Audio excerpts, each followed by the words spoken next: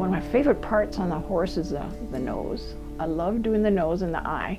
Fact is, oftentimes when I do a close-up of an animal, I do the eye first, and I don't know why, but I do. I love doing the eye. I love the nose. I love the softness of the nose. We used to raise draft horses, and I just remember the softness of their nose, and in the winter when they breathe on you, and the warmth on the neck, you know, and that's what I try to convey.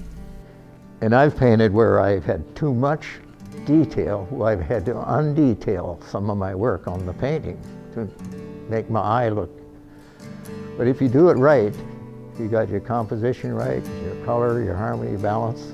You start with getting the viewer's eye to get him to follow the painting, to go into the painting.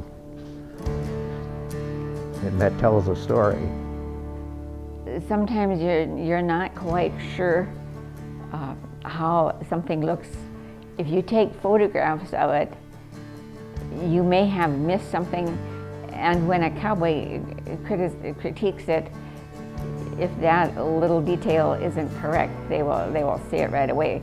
So on that piece back here, I had him actually bring his tack over, and I set it up in my studio to see that I've got everything right. You would see some color that has spilled over that edge, and I like that, and I do like having the deep stretcher because it's a way to give the painting a little more presence out in the room, and it continues on past that restrictive border of a frame. That's why I choose not to frame them. It's a transition from the image surface around the edge and then to the wall. It's just a little less of an abrupt ending of the artwork. And then you develop, perhaps, hopefully, a few people who do like the work enough so that in the old days, they would contact you about a piece. Nowadays, I tell them, contact the Capitol Gallery. There's a young man down there by the name of Borlaug, and he will be the one to show you the work that is for sale.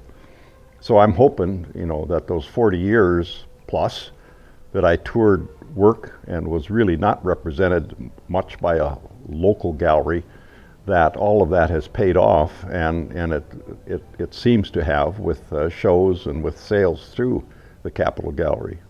I like where I'm at right now to be able to display locally in the Capitol Gallery because it's close to home. They do a good job promoting and a good job selling. So I think we've got a good product here in North Dakota. You don't have to actually go out of state. It takes a while to develop a following, whether they buy or not. You know, you're going to develop a following just like in music, just like dance or whatever. And so the more venues that I can be exposed in, the better off I'll be. And it's not always about selling. It really isn't. It's about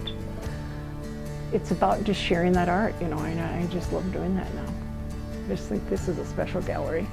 You get inspired when you see other people painting, and there's a few of us still get together, artists here, you know, every week, sometimes twice a week, just grab coffee and talk about art. And this is probably one of the best shows that I've seen in Bismarck.